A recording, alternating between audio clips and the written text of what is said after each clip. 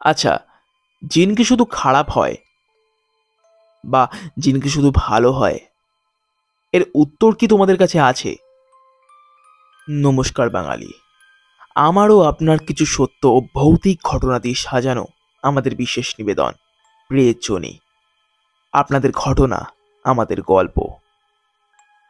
তা আশা করছি আজকের থাম্বনেল দেখে তোমরা সকলেই বুঝে গেছো আজকের ঘটনাটা কোথা থেকে এসেছে। ঘটনাটা একটা জিনের পরিবারকে ঘিরে। আর সত্যি ঘটনাটা অনেকটাই পুরনো একটি ঘটনা। এক কথায় বলতে গেলে স্বাধীনতার কিছু বছর পরের ঘটনা। তা বুঝতেই পারছো কতটা পুরনো ঘটনা এটা। তাই আর বেশি সময় নষ্ট করব না, শুরু করছি আজকের ৭৫ নম্বর এপিসোড। কিন্তু তার আগে যারা যারা আমার এই এপিসোডে নতুন অথবা আমারই ভয়েস নতুন শুনছো তাদেরকে বলছি, যদি ঘটনাটি ভালো লেগে থাকে তবে কিন্তু অবশ্যই একটি লাইক এবং একটি সাবস্ক্রাইব করতে কিন্তু কেউ ভুলবে না, এবং অবশ্যই কিন্তু শেয়ার করতে ভুলো না তোমার বন্ধু বান্ধব ও প্রিয়জনদের সঙ্গে। ঘটনা পাঠে আমি রাজ, শুরু করছি আজকের ৭৫ নম্বর এপিসোড।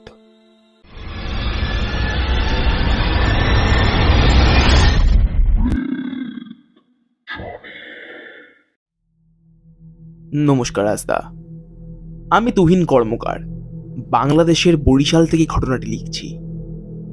আসলে আমি ছোট থেকেই ভূতের গল্প আর ভূতের বই পড়ে বড় হয়েছি।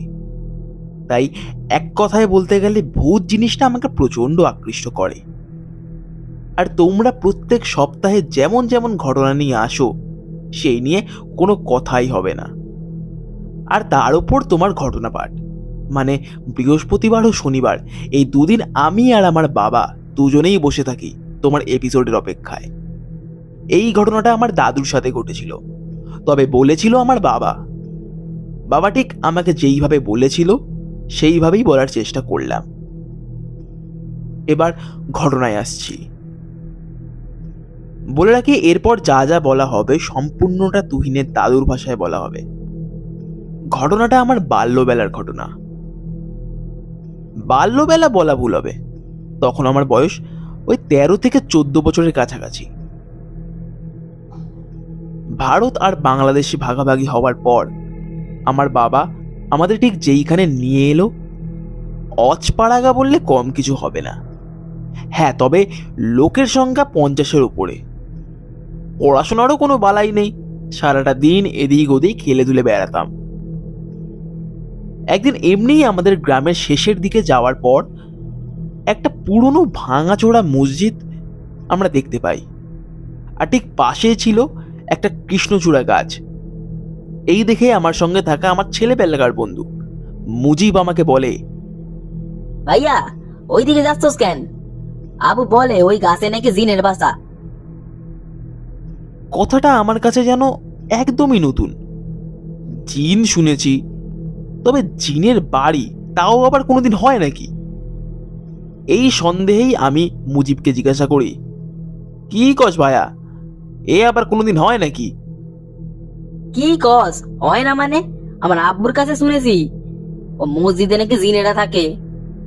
তাই অনেক বছর আগে কোনো এক মৌলানা সাহেব ওই মসজিদটা সম্পূর্ণ ওদের জন্য ছেড়ে দিয়ে চলে যান, তাই ওই ধারে কেউ যায় না।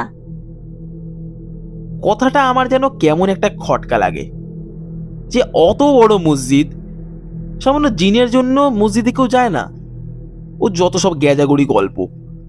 মুজিবের এই কথা শুনে ওই মসজিদের দিকে একটু এগিয়ে উকি মারলাম, তবে ঝোপ জঙ্গল আর একটা বিশাল বড় কৃষ্ণচূড়া গাছ ছাড়া ওই মসজিদে আর তেমন কিছু ছিল না।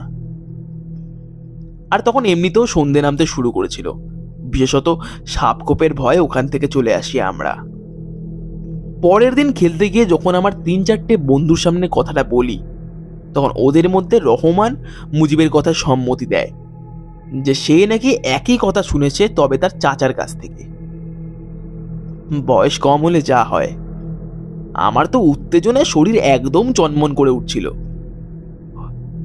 ওই ৩ জনের সামনেই আমি একটু কৌশল করেই একটা কথা রাখি।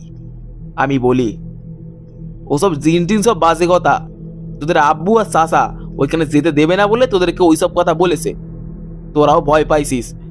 সাহস থাকে তো আমার সঙ্গে চল দেখি, তো জিন কি করতে পারে আমিও দেখুম। এই শুনে রহমান ও মুজিব রাজি হলেও মঞ্জু রাজি হয় না। ও বিশেষত বলেছিল যে ওর বাড়িতে কিছু কাজ আছে, তাই ও যেতে পারবে না। তা আমরা তিনজন মিলেই যেতে শুরু করি মসজিদের উদ্দেশ্যে। হাঁটতে হাঁটতে গিয়ে যখন পৌঁছালাম মসজিদের সামনে, তখন প্রায় দুপুর। গ্রীষ্মকালের উত্তপ্ত গরম যেন শরীর একদম ঝলসে দিচ্ছে। যেন তেন ভাবে ঘামে স্নান করে শেষে গিয়ে পৌঁছালাম মসজিদের সামনে। গ্রীষ্মকালের ঝলমলে রোদের মধ্যেও মসজিদটার ওপর যেন অন্ধকারের এক পুরু চাদর ছড়িয়ে আছে। আমরা রীতিমতো তিনজন মিলেই ধীরে ধীরে হাঁটতে হাঁটতে ঢুকি মসজিদের ভেতর। মসজিদের ভেতরটা ঠিক যেমন ঠান্ডা, ঠিক তেমনই একটা খুব সুন্দর কোনো এক ফুলের গন্ধে ভরে আছে। কিন্তু কোনোভাবেই কিন্তু কৃষ্ণচূড়া গাছের ওই ফুলের গন্ধ নয়। শীতল আবহাওয়া ও সুগন্ধের কারণেই মনটা কেমন যেন ভালো লাগছে। তবে অন্যদিকে মনের কোনো এক অংশে তখনও যেন ভয়ের অন্ধকারটা কাটেনি। তিনজন মিলে ধীরে ধীরে মসজিদ ও তার ভেতর বাইরে ঘোরাঘুরি করার পর তেমন কিছুই আমাদের চোখে পড়ে না। কিন্তু হ্যাঁ, মসজিদটা বাইরে থেকে যতটা ছোট মনে হচ্ছিল, ভেতর থেকে ঠিক ততটাই বড়। ভেতর থেকে ঠিক ততটাই বড়। অনেক দিন ধরে পড়ে থাকার কারণে ও মসজিদটা একটু প্রাচীন হওয়ার কারণেই বোধ হয় চামচিকি আর বাঁদুড়ের দল বাসা বেঁধেছে এখন মসজিদটার ভেতরে।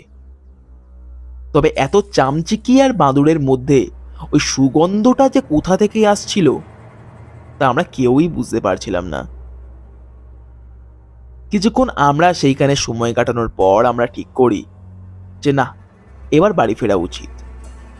বাড়ি ফিরবো বলে তিনজনকে বলতেই হঠাৎ দেখি মুজিব বলে ওঠে, শোন না ভাইয়া, আমরা তো এসছিলাম, এটা তো কেউ বিশ্বাস করবে না। না, এক কাজ কর, ওই পাশের যে কৃষ্ণচূড়া গাছটা আছে না, ওখান থেকে তিনজন তিনটে কৃষ্ণচূড়া ফুল নিয়ে চল।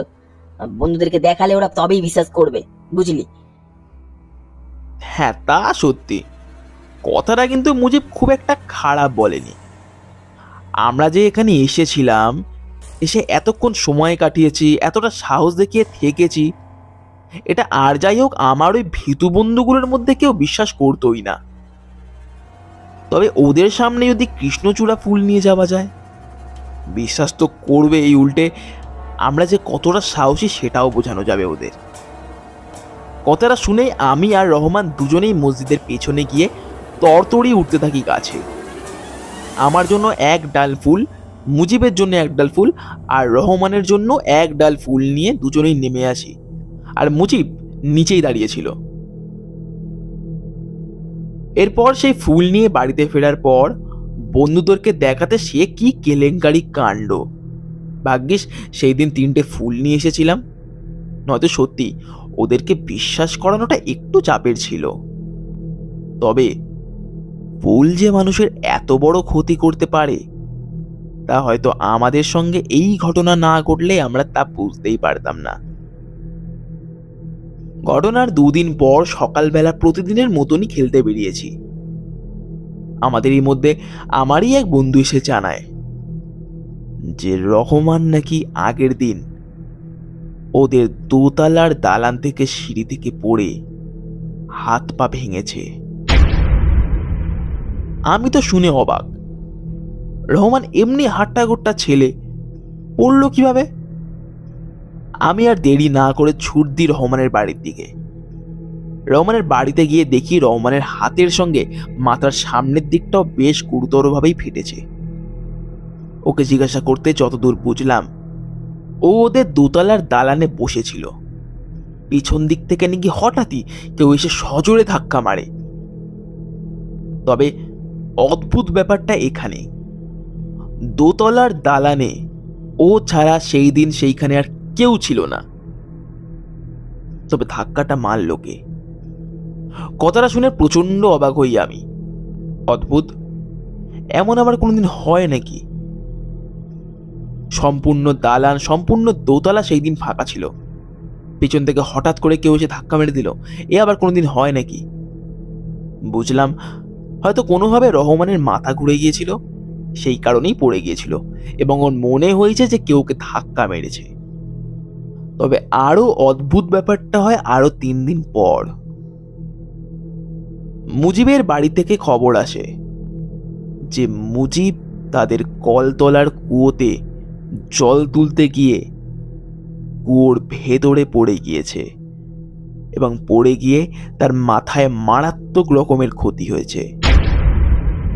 এই ঘটনা শুনে আবারও আমি ছুটতে থাকি মুজিবের বাড়ির দিকে। মুজিবের বাড়িতে গিয়ে মুজিবকে দেখে বুঝলাম প্রচন্ড ক্ষতি হয়েছে ওর। এতটাই ক্ষতি হয়েছে যে গলা থেকে প্রায় কোনো শব্দই বের হচ্ছিল না। তবে আমাকে দেখে ও কেমন একটা করছিল, বুঝলাম ও কিছু একটা বলতে চায়। অতি কষ্টে গো গো করে যা বলল তা ঠিক এরকম, কলতলায় দুপুরবেলায় ও নাকি কুয়ো থেকে জল তুলে স্নান করছিল। 2-3 বার ও কুয়ো থেকে জল তুলে মাথায় ঢালার পর চতুর্থবার যখন কুয়ো থেকে জল তুলতে যাবে এমন সময় কেউ নাকি ভীষণ জোরে পেছন থেকে ধাক্কা মেরে ওকে ফেলে দেয় কুয়োর ভেতর এবং ও গিয়ে আছড়ে পড়ে কুয়োর ভেতরে। তারপর আওয়াজ পেয়ে ওর বাড়ির লোক ছুটে আসে এবং এসে ওকে উদ্ধার করে। এই শুনে আমার মনের ভেতরটা কেমন যেন ধড়াস করে ওঠে। আমার মাথায় তখন একটাই চিন্তা ঘুরপাক খাচ্ছিল যে সেই দিন আমরা যে কজন মসজিদে গিয়েছিলাম, মানে আমি, রহমান ও মুজিব, আমি ছাড়া প্রায় সকলেরই কিছু না কিছু ক্ষতি হয়েই চলেছে। তবে কি সত্যি ওই মসজিদে জিন ছিল? আর হয়তো আমাদের ওইখানে যাওয়ায় তারা কোনোভাবে অসন্তুষ্ট হয়েছে এবং সেই কারণেই তারা আমাদের ক্ষতি করতে চাইছে। তবে কি এরপর আমার ছুটে যাই আমার মা আর বাবার কাছে, গিয়ে ভয়ের চোটে কাঁপতে কাঁপতে গিয়ে বলি সমস্ত ঘটনা। এই শুনে বেধড়ক বকাঝকা করতে থাকে আমার বাড়ির লোক। তারপর আমাদেরই এখানকার কোনো এক মৌলানা সাহেবের কাছে নিয়ে যায় আমাকে। তারপর ওখানে গিয়ে মৌলানা সাহেবকে সমস্ত ঘটনা বলতে মৌলানা সাহেব আমাদেরকে জানায় যে ওই মসজিদে একটা নয়, দুটো নয়, তিনটে নয়, গোটা 5টা জিনের একটি পরিবার বাস করে এবং আমরা ওখানে গিয়ে মোটেও ঠিক করিনি। ওনারা অসন্তুষ্ট হয়েছেন, তাই একের পর এক ওনারা ক্ষতি করেই চলেছেন আমাদের। এই শুনে আমরা প্রচন্ড ভয় পেয়ে যাই। তবে উনি এটাও বলেন যে এই জিনেরা যেমন ক্ষতি করে তেমন ভালোও করে, ওনাদের অসন্তুষ্ট না করলে ওনারা কারোর ক্ষতি করে না। এরপর উনি একটি কাগজের মধ্যে কিছু একটা লেখেন এবং একটি দড়িতে বেঁধে দিয়ে বলেন আমি এই লেখা কাগজটি যেন ওই মসজিদের পেছনের কৃষ্ণচূড়া গাছের নিচে রেখে দিয়ে আসি। আর ভীষণ অদ্ভুতভাবে ঠিক এর পরদিনই একটা ভীষণ অদ্ভুত ঘটনা ঘটে আমার সাথে। পরের দিন সকালে আমার ঘুম ভাঙতে আমার বালিশের পাশে একটি উর্দু লেখা কাগজ পাই। কাগজটা সম্পূর্ণ একটা লাল রঙের সুতো দিয়ে বাঁধা ছিল। কাগজটা খুলতে বুঝলাম সম্পূর্ণটা উর্দু ভাষায় লেখা। সেই কাগজটা নিয়ে মৌলানা সাহেবের কাছে যেতে উনি বলেন যে সেই জিন পরিবার আমাকে ক্ষমা করেছেন, তবে এটাও সাবধান করেছেন যে আমরা যেন ওই দিকে আর কখনো না যাই আর অন্য কাউকে যেতেও না দিই।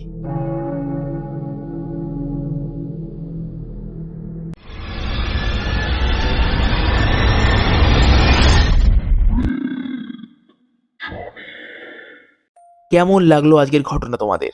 আশা করছি আজকের ঘটনা তোমাদের ভালো লেগেছে। ভালো লাগলে কিন্তু অবশ্যই একটি লাইক এবং একটি সাবস্ক্রাইব করতে কিন্তু কেউ ভুলবেন না, এবং অবশ্যই কিন্তু শেয়ার করে দিন এবং অবশ্যই কমেন্ট করুন আজকের ঘটনা তোমাদের কেমন লেগেছে আর কি বুঝলে। সত্যিই কি জিন সবার ক্ষতি করে, অথবা সত্যিই কি জিন সবার ভালো করে? যে যা বুঝেছো প্লিজ কমেন্ট করে জানিও, আর এটাও জানিও তোমরা কে কোথা থেকে শুনছো, আর তোমরাও কি এরকম কোনোদিন ঘটনা শুনেছো, এরকম জিনের কোনো ঘটনা তোমরা কি শুনেছো? প্লিজ কমেন্টে করে জানিও। আর ঘটনা যদি পাঠাতে হয় তোমরা কিন্তু অবশ্যই আমাদের ডেসক্রিপশন বক্সে দেওয়া ইমেল আইডি অথবা ফেসবুক আইডিতে তোমরা কিন্তু সেই ঘটনা লিখে অথবা রেকর্ডিং করে আমাদেরকে পাঠিয়ে দিতে পারো। আর তোমাদের জন্য সব থেকে বড় একটি অ্যানাউন্সমেন্ট, আর কিছুদিন পরেই আমার 100তম এপিসোড আসতে চলেছে, আমাদের পরিবারের 100তম এপিসোড আসতে চলেছে। আমি চাইছি 100তম এপিসোডটা একটু অন্যরকম করতে, একটু বড় করে কিছু একটা করতে চাইছি। আর তোমরা যদি বড় কোনো এপিসোড শুনতে চাও তবে বড় বড় ঘটনা পাঠাও, এবং 3টে ঘটনার মধ্যে যে ঘটনাটা সিলেক্টেড হবে টপ 1-এর জন্য, সেই ঘটনাটা যে পাঠাবে তার জন্য থাকবে একটি স্পেশাল সারপ্রাইজ। তাই বলছি তাড়াতাড়ি পাঠিয়ে দাও তোমাদের ঘটনা, তোমরাও কিন্তু হতে পারো আমাদের চ্যানেলের প্রথম 100 এপিসোডের সারপ্রাইজের একজন উইনার। আজকের ঘটনা এতটাই, আমি ফিরছি এই শনিবার ঠিক রাত 11টায়। সকলকে আজকের জন্য শুভরাত্রি।